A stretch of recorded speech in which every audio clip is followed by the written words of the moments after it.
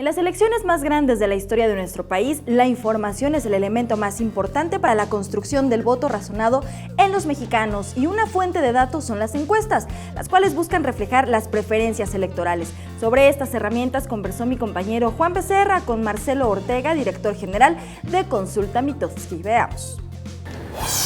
Marcelo Ortega, director general de Consulta Mitofsky, muchas gracias por recibir a Capital 21. Muchas gracias a ustedes por la invitación a participar.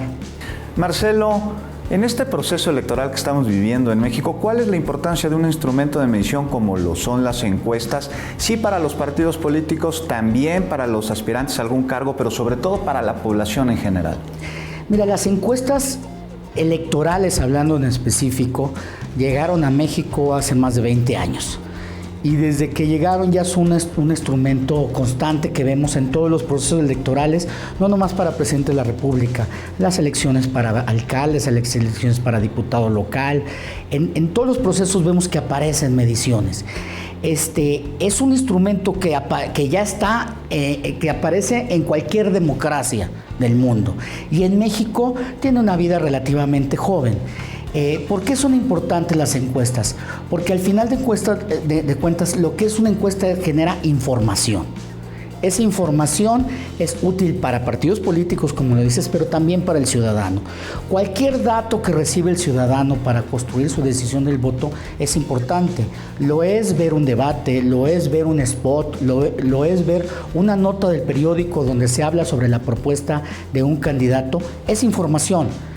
La encuesta también es un dato más, es información que recibe el ciudadano, que puede o no puede tomar esa información para decidir su voto. Y creo que eso es parte de un proceso democrático. Entre más información tenga el ciudadano, entre más informado esté, mejor va a ser la construcción de su decisión por quién votar, ¿no? Entonces, los partidos políticos toman las encuestas para definir estrategias electorales, ¿no?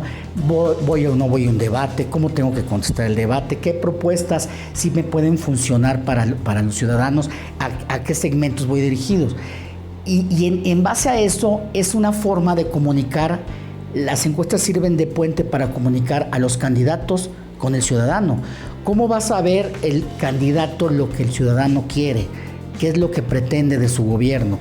Mediante encuestas. Son, Marcelo, las encuestas, digamos, un espejo en la que la población se puede reflejar a ella misma, es decir, los resultados que arrojan una encuesta llevada a cabo a través de la metodología adecuada pueden predecir los resultados de la próxima elección.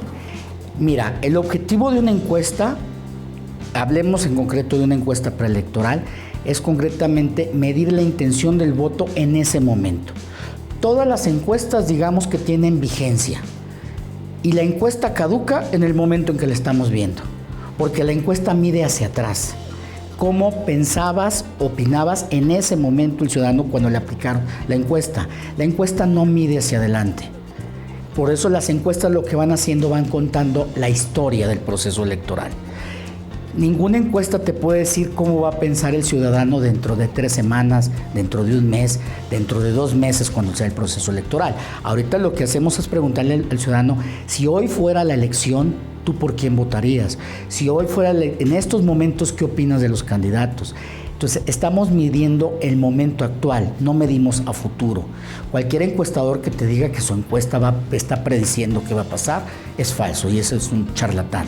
Lo que estamos midiendo es lo que está pasando en este momento, y en ese sentido, esa es la caducidad que tiene una encuesta. Y estamos tomando fotografías del momento, y a lo largo vamos construyendo una película, una historia. Estamos narrando de alguna forma qué está pasando en el proceso electoral, pero no podemos narrar qué va a pasar. ¿Cómo puede una encuesta, los resultados de la encuesta, modificar la intención de voto por parte del electorado? Mira, hay algunas personas que afirman sin fundamento, porque no hay nada, ninguna evidencia, ninguna prueba que lo dicte así, que las encuestas pueden influir en la decisión del voto. Yo creo que no. Al final de cuentas es un dato más que tiene el ciudadano. Un dato que puede utilizar para reforzar su voto, o un dato que puede utilizar para decidir, yo no quiero que gane tal candidato, entonces, voy a hacer mi voto útil y voy a votar por el segundo lugar. Es muy difícil que cambien su intención de voto. Y si así fuera, creo que lo está haciendo de manera informada y tomando en cuenta un dato.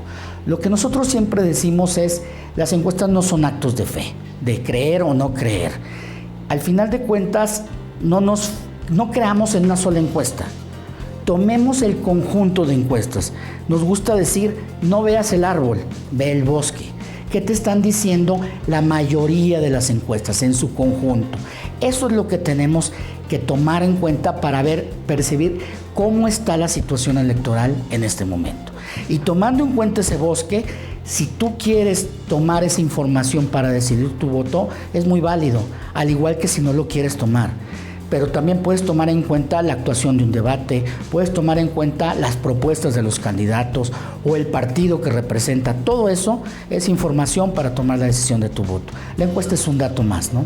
Marcelo, el conjunto de encuestas, como usted le dice, el bosque de encuestas, pues marcan casi todas una gran diferencia en las encuestas para la presidencia de la República entre quien las encabeza y quien va en segundo lugar. Y de acuerdo a su experiencia, ¿estas cifras se podrían invertir? ¿Qué necesitaría pasar para que esto sucediera? Mira, tomemos un poco de la experiencia de las últimas dos elecciones presidenciales. En el 2006 y en el 2012 también teníamos al inicio del año punteros con grandes diferencias. En el caso del 2006, Andrés Manuel López Obrador; en el 2012, Peña Nieto. Iniciaron en enero con una gran diferencia. También, al igual que hoy, arriba de los 14 puntos, 15 puntos y hasta 20 puntos de distancia. Después vimos que en el proceso electoral, en las campañas, fue habiendo eventos que fueron modificando las preferencias electorales. En el 2006 vimos cómo un primer debate al que no asistió López Obrador influyó fuertemente en sus preferencias, tan es así que durante eso sumado a otros actos de campaña, digamos a dichos como cállate chachalaca y cuestiones así, y posturas de ese tipo, hicieron que se cerrara después del primer debate la contienda, es decir, le dio alcance Felipe Calderón, viniendo desde un tercer lugar, empató, y al final de cuentas, el que teníamos con ventaja en enero, febrero, terminó perdiendo por medio punto. Eso es decir, las campañas y los eventos que suceden sí pueden influir en el resultado.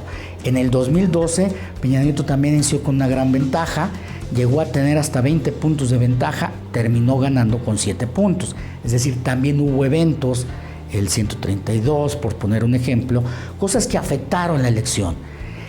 Nosotros decimos, en este momento hay una ventaja clara de Andrés Manuel López Obrador sobre Anaya de aproximadamente en promedio de 14 puntos. Ya se terminó la elección, no podemos saberlo. Pueden pasar todavía cosas, las campañas están hechas para eso, para que pasen cosas. Puede influir mucho un debate, a veces sí, a veces no.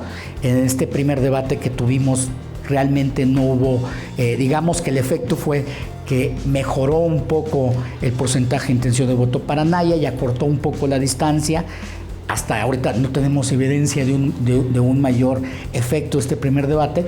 Pueden pasar cosas, si suceden cosas significativas que hagan cambiar la intención de voto del ciudadano, puede pasar. No está nada decidido, yo creo. Y hay otro dato muy interesante, fíjate, a partir de las encuestas de salida, que son las encuestas que aplicamos a los votantes el día que acuden a votar, sabemos que, por ejemplo, en el 2006, casi el 12% de la población decidió su voto la última semana e incluso en el mismo día de la elección. En el 2012, casi el 14% de la población de los votantes reales decidieron su voto entre la semana previa y el día de la elección. No estamos diciendo que esa decisión de voto sea toda a favor de un candidato y pueda voltear la elección. Puede ser hacia varias direcciones, pero lo que sí nos indica es que hay un segmento de la población que se espera hasta el final, que se espera incluso hasta tener la boleta enfrente para decidir por quién va a votar. Entonces, todo eso son factores importantes a considerar.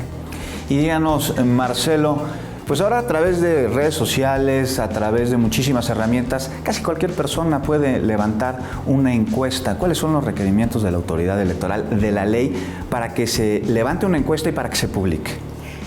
Mira, aquí sí es muy importante diferenciar. Hay ejercicios que simulan ser encuestas. Para hacer una encuesta tiene que tener ciertos criterios metodológicos. El más importante, yo creo, es que la persona que va a contestar la encuesta sea seleccionada aleatoriamente. Y todos estos ejercicios que vemos en redes sociales como Twitter y Facebook, realmente no estás seleccionando tú aleatoriamente al respondente, ¿no? Sino la persona decide, es lo que llamamos autoselección. Es como si pusieras una mesa en medio del Zócalo y dijeras, estoy haciendo una encuesta. El que quiere se va a presentar en la mesa, pero yo no estoy seleccionando, yo no estoy diciendo, aquel de rojo cayó seleccionado, venga por favor a contestar una encuesta, ¿no? La puede contestar o no, etcétera. Aquí en Facebook y Twitter tú decides si contestas o no. Está la mesa puesta en el Zócalo y tú decides si te paras o no. Entonces estás rompiendo uno de los criterios más importantes para que se pueda llamarse encuesta. Entonces hay que diferenciar. Si tiene todos los criterios metodológicos establecidos, es una encuesta. Si no, son ejercicios de redes sociales. Así lo Preguntas. Son preguntas que puede lanzar una persona, que puede lanzar una empresa, lo que sea, pero no está cumpliendo con los requisitos. Marcelo, la población en la actualidad, el día de hoy, confía en la validez de los instrumentos de medición como las encuestas. Mira, yo creo que hay que ser autocríticos y estamos efectivamente en un bache de confianza, no nada más las encuestas, hay un bache de confianza en todas las instituciones y las encuestas nos ven como parte del sistema, como una institución más, ¿no? Entonces hay desconfianza no nada más en México, a nivel mundial sobre estos ejercicios y es normal y es entendible cuando hay ejercicios que han tenido problemas como el Brexit de Inglaterra, el proceso de paz en Colombia. Entonces, eso ha generado cierta desconfianza, como la hay para todo, y yo creo que nuestra labor como encuestadores es tratar de hacer mejor las cosas, ser muy claros, muy transparentes y sobre todo comunicar adecuadamente qué sí es una encuesta, qué no es una encuesta, para que también se nos califique como es.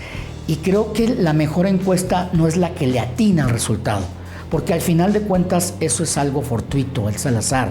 Tú no sabes cómo se va a comportar el electorado de una semana para otra. Entonces no estamos pronosticando resultados. La mejor encuesta es aquella que con una metodología bien aplicada, o sea, que cumpla con todos los requisitos, nos vaya contando la historia de una elección tal como es. Que veamos la serie de encuestas y digamos, sí, esto es lo que yo estoy persiguiendo y esto es lo que está pasando. Acercarnos lo más posible a la realidad en cada momento. Muchas gracias, Marcelo Ortega de Consulta Mitofsky, por recibir a Capital. Muchas gracias a ustedes.